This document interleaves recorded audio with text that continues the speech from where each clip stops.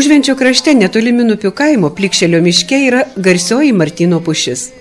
Legenda sako, kad keliu ėjęs aklas žmogus pavargo ir atsisėdęs po drūtesne pušimi užsnūdo. Susapnavo balsą, liepusi pasitrinti akis tos pušies žieve. Žmogelis tai padaręs praregėjo, o apie įvykusį stebuklą garsas ėjo iš lūpų į lūpas. Žmonės ėmė medį garbinti, prie jo melstis, kabinti ant jo kryželius ir šventus paveikslus, puošti gėlėmis. Pušį žmonės pavadino stebuklą patyrusio žmogaus Martyno vardu. Gegužės mėnesį čia nuo seno būdavo giedamos giesmės skirtos mergeliai Marijai, nes tai ji tą stebuklą padariusi.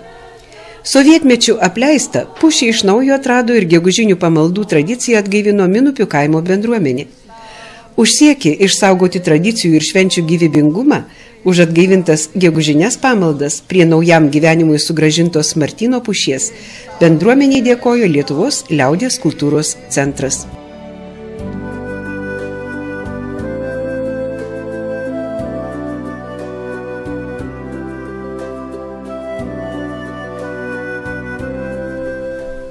Šeštajame kilometre nuo Užvenčio Minupių kaimas. Seniūnijos inventoriaus aprašyme minimas 1789 metais. Tuomet čia gyveno 18 šeimų. Nors dabartinis kaimas išsiplėtė, tačiau jo žmonės kai kuriuos dalykus įvardėjo žodžiu buvę. Buvusi mokykla, sulaukusi 80-mečio uždaryta, nebėra buvusių kultūros namų, bibliotekos. Gyvenimo variklis šioje vietoje aktyvi bendruomenė, įsikūrusi 2003-aisiais, kuriai vadovauja Eurika Drungilienė. Susikūrėm 2003 metais, bet įsiregistravom 2004, nes dar 3 metais kūrėm savo tą viziją vadinamą. Nes žmonės bendruomenė sieja su kolūkiu. Ir turėjom daug ką paaiškinti žmonėm, kad kolūkis ir bendruomenė tai yra skirtingos savokos visiškai. Kolūkėje gaudavo algą, turėjai pajų, kai jau buvo, kai sakoma, bendrovė, o šito visko nėra bendruomenėje. O vizija tai buvo kaip susiburti visiems kartu, nes viskas sunaikinta, išardyta, išdraskyta. Tai kad vis tiek to žmonės išjudinti, radom savo krašte Martyno pušį. Ir surengėm talką ir mūsų būrė Martyno pušis. Prie Martyno pušės tikrai jaučiamės kaip savo namuose. Uždarius vietos mokyklėlę Minupiuose, jos pastatas perduotas bendruomeniai. Mes nepastebėjom nei kiaurų stogų, nei veikiančių jau krosnių, išgriuvusių. Tiesiog džiaugiamės, kad turim patalpas. Ir pirmi renginiai būdavo, pirmiausia, tai atsineša kiekvienas malkų glebuką, prašydom, kas anglių atneždavo, stalų, suolų susineždavome savo, nes neturėjom nei kur sėdėti, nei ką.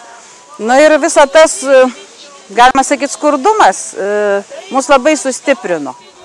Draugiškesni tapome, pradėjome nesavanaudiški, gal tokie buvom tiesiog. Kaimo gyventojai, kurių dauguma yra pririšti prie smulkaus ūkio, šiandieną dar nėra pasirengę kooperacijai, trūksta verslumo, o tai kelia socialinė įtampa, sakė jauniausios Užvenčio krašto Minupių kaimo bendruomenės vadovė Eurika Drungilienė. Plintant informacinėms technologijoms, kaimo žmogui aktualu mokėti dirbti kompiuteriu, tvarkyti ūkio dokumentus, buhalterinę apskaitą, išmanyti rinkos dėsnius. Suprasdama tai, bendruomenė organizavo kursus savo žmonėms. 20 minupiškių finansuojami rajono savivaldybės dalyvavo verslo pradžios ir planavimo mokymuose, o vėliau baigė kompiuterinio raštingumo kursus. Įgyvendinti bendruomenės užmojus minupiškiai ėmėsi dalyvaudami įvairiose programuose. Na ir buvo tos idėjos, naudojamės į tom paramom. Jau rašėme 8 metais, 9 tai lyderiai ėjome, vidų šiek tiek pasikopėm, pasitvarkėme, tai lyderiai gavome beveik 20 000, bet kadangi lyderiai buvo gan sudėtingi, reikalavimai, atsiskaitimai yra tikrai sunku, projektus rašau už pati viena, dėja nieko neišmokinau, gailiuosi dar, jaunimas, kad ir aukštuosius baigia išvyksta iš mūsų krašto, kaip ir visur, ieškot laimės, nes tėvai nori vaikam lengvesnio gyvenimo. Ir dabar atradom Nyderlandų fondą, tai šiemet jau su Nyderlandu turim 4 projektą. Ir labai sėkmingai jos gyvendiname, buvo 30 000, šiemet gavom 16 000, o pradėjom nuo 3 000. Tai kadangi visą laiką turim žiūrėti į priekį, gal negalima žiūrėti. Turim turėti viziją 5 metam į priekį. Tai jau buvo prieš 5 metus galvota apie centrą. Bet centras yra ne tik vaikam, nes vis dėlto turim pripažinti, vaikai užaugs, o gal išvyks. Arba jų mažiau bus, tai bus problemos. Tai į centrą turi ateiti ir suaugusieji. O dar plus yra patalpos, jeigu jas laikysi uždarytas, žmonės jau nelankys. O gyvenimo, jeigu pastate nėra, ir sunyksta. Taip jau yra. Turime mylėti, ką turime. Nu ir yra įgyvendintas prieš 3 metus, jau atidarytas ir dienos centras. Dirbu pati centro organizatorė ir organizuoju užsiėmimus ir suaugusiems, ir vaikam. Žaidžiam su kompiuteriais, piešiam, karolius visokius darome, apyrankes iš vilnos darydavom. Dabar visas gyvenimas čia verda. Mes apjungiam vyresnio amžiaus žmonės, kurie turi patirtį ir darbus, ir siuvinėjimai, mezgime. Žodžiu, užsiėmimus tam centre praveda bendruomenės narės. Mes neturim iš ko samdyti pedagogų, čia nėra. Čia yra paprasti žmonės. Toks ir buvo tikslas sukurti centrą, kad jame būtų sukurtos kaimo moterim kelios darbo vietos ir kad galėtų pasireikšti moteris. Liuda Lydienė moko jaunuosius minupiškius megzti, siuvinėti.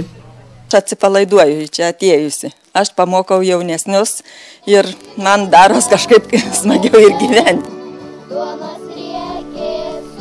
Džiugu burtis draugin ir kartu pasidžiaugti jau 3 metų gyvuojančių pirmojų Kelmės rajone daugiafunkcinių centrų. –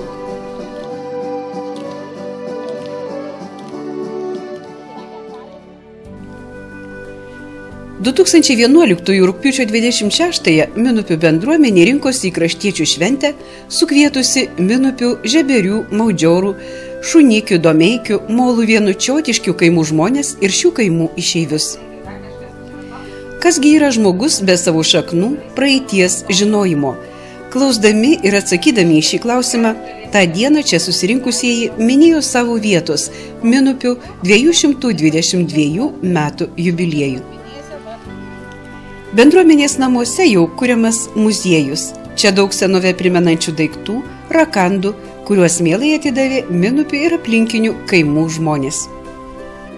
Pradėjom dėl to rinkti tą parodą, kad neišnyktų mūsų paveldas, nes čia mūsų paveldas jau pastatų neišsaugosi, trobelės nugriaunamos, o tada visos šaknis, visas turtas yra šitose rakanduose. Pirma ekspozicija buvo labai kukli, kokia 10 buvo dalykų, bet kai mes pakvietėm senolius juos sugundyti, parodyti, ką mums reikia, buvo padaryta speciali vakaronė jiems skirta, prisiminti tėviškę, jie pamatė, kad mums jų daiktai tikrai yra brangus, nes jie kažkaip patys dar neįvertina.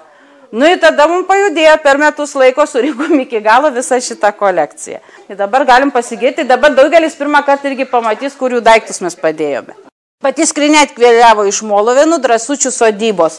Va, jie yra 1888 metų pagaminta.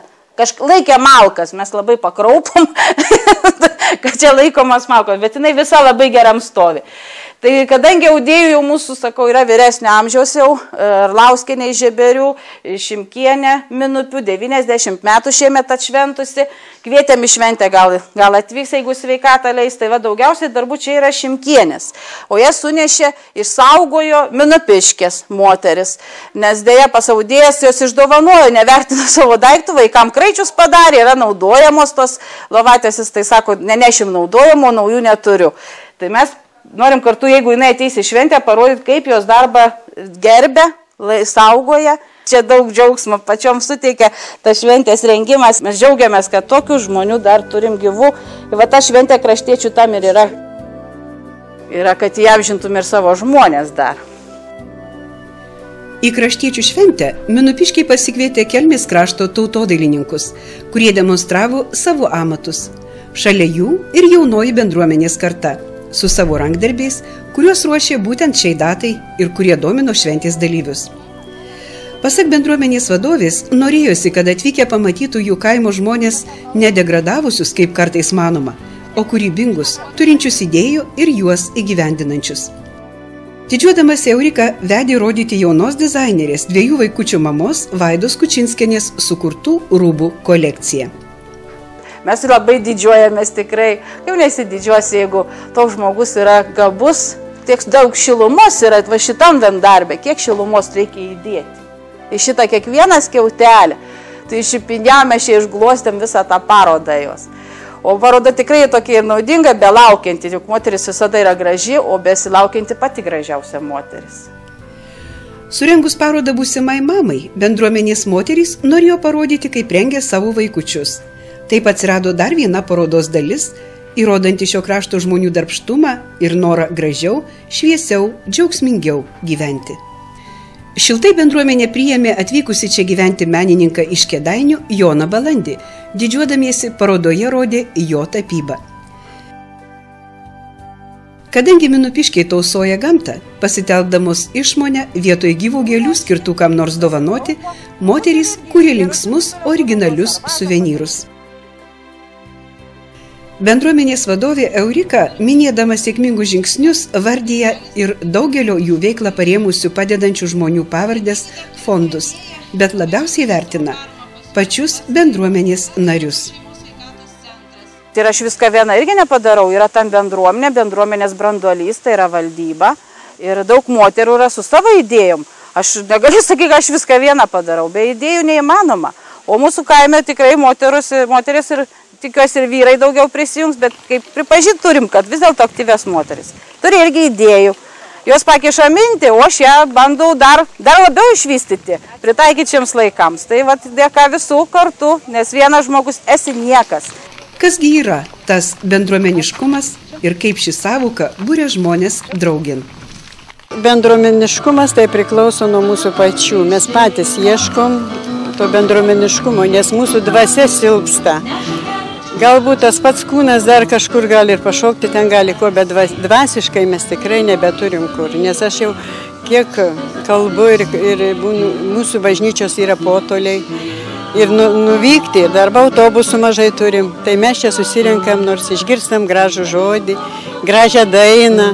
Mūsų tikslas dar yra tas, kad ta mūsų mokyklėlė neužgriūtų, nepradėtų lyti per stogą, kaip dauguma mūsų butuose, kurie nieko nedaro, jau pradėt lyti. Jau mūsų jėgos, čia liktai senka, net stogą reikia remontuoti, čia prašysim pagalbos, gal seniūnijos prašom, kad kažkas tokia įsijungtų, daugiau vyrai, kad mums tą stogelį patvarkytų ir antrą aukštą įrengtume, ten galėtume mes laisviau įsikelti, ten muziejų padaryti, tikrą muziejų. Dabar iš vieno kambario dedam į kitą, jeigu antrą aukštą įrengtumėm, tai jau čia būtų tikrai ir apačioje liktų jaunuomeniai ta salė.